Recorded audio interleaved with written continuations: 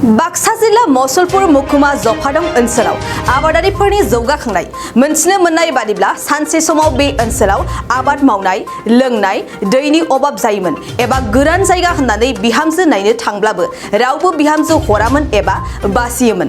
नाथाय जफादं ओनसोला दा जेनिबो आंखाल गैला। बे ओनसोलावनो सासे लाइमोन आबादारि महरै जाखांफुदों बिनय खुंगुर सरगयारिया।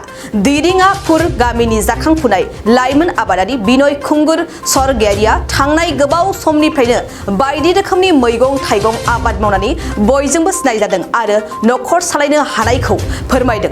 आबाद मावनानै बोसोराव खमैबो 5 निफ्राय 7 लाख रां मोननायखौ फोरमायदों। बेजोंनो लोगोसे दिरिङापुर गामिनि माखासे नखरफोराबो बायदि रोखोमनि गोथां मैगंनि आबाद मावना गोबाव समनिफ्रायनो नखर सोलिबोनायखौ फोरमायदों। नाथाय दुखुगोनां बाथ्राया बेसो जे मैगंफोरखौ फाननो मोजां हाथाय आरो हान्थामेलानि थाखाय मोजां सुबिदा गैयैया जेराव नांगौ बायदि बेसेनफोरखौ मोननो हाया। बेनिखायनो आबादारि बिनय खुंगुर सरगयारिया बिटिआरनि खुंथाय गोहोआव थानाय प्रमद बर'ननि सरकारखौ जफादं ओनसोलाव आबादारि रायजो राजाफोरनो नांगौ बायदि सुबिदा खालामनानै होनो खावलायदों। सरगयारि गामिनि मुङा दक्षिण दिरियापुर।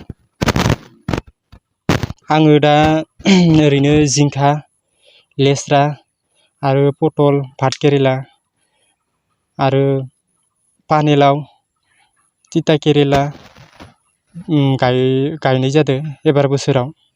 बेसेबांसो बिगा हायाव गायनाय? बेखौ आङो एसेनो 3-4 बिगासो हायाव गायनाय जादों आरो बे फिथाइखौ आङो खेथि खालामनानै आङो दा न'आवनो हरनाय जायो। बाजाराव प्राय भागानो लांनाय जाया। न'आव सोर लांफैयो? नलबारि बेफारि लांफैनाय जायो। जिंखाखौ 150 लांबाय थादो आरो माबाखौ पानिलावखौ पिस सिस्टेम लांनाय जादों।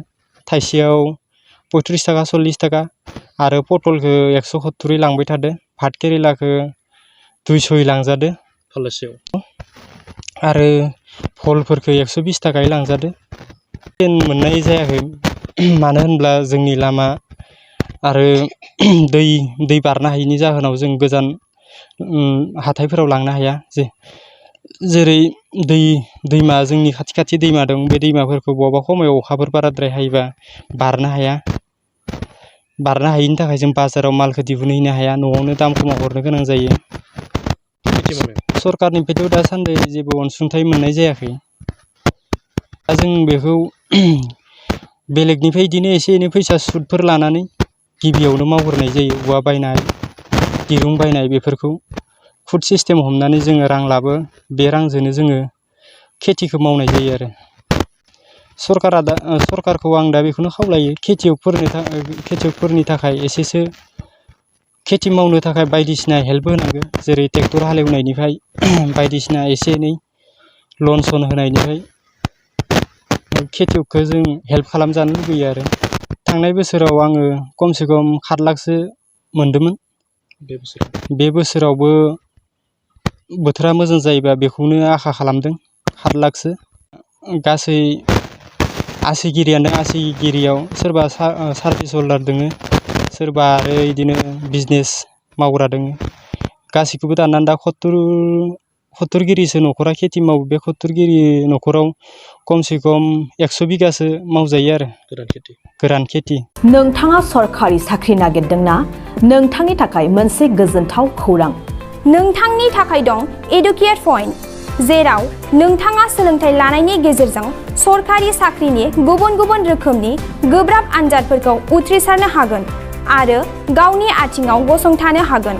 बे एडुकेट पइन्टआव नोंथांमोना SSC, bank PO, bank clerk, bank SO, UPSC, FSC, defence, railway, state insurance, AAO, ADO एसिस्टेन्टजों लोगोसे स्टेट लेभेल जब आरो माखासे सरकारि साख्रिनि आनजादाव गोनांथि जानाय आयदाफोराव सोलोंथाइ लानो हागोन।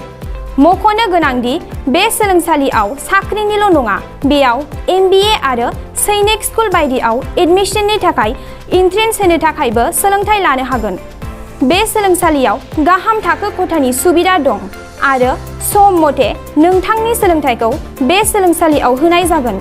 बेखौबो मिथिनांगोन दि बे एडुकेट पइन्टआव सोलोंथाइ लानानै बावैसो 2021-22 इं मायथाइनि SSC GD नि आनजादाव गासै 11 सा सोलोंसाफोरा उथ्रिसारनो हादों। बारा नङा गासै 15,000 रांजोंनो नोंथाङा बे सोलोंसालियाव 6 दानसिम सोलोंथाइखौ लानो हागोन।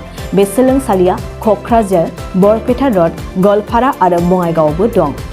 क'क्राझाराव सोलोंथाइ लानो गोसो गुदुं जानाय सुबुंफोरा 70026133133 9101536360 70020261333 9101536360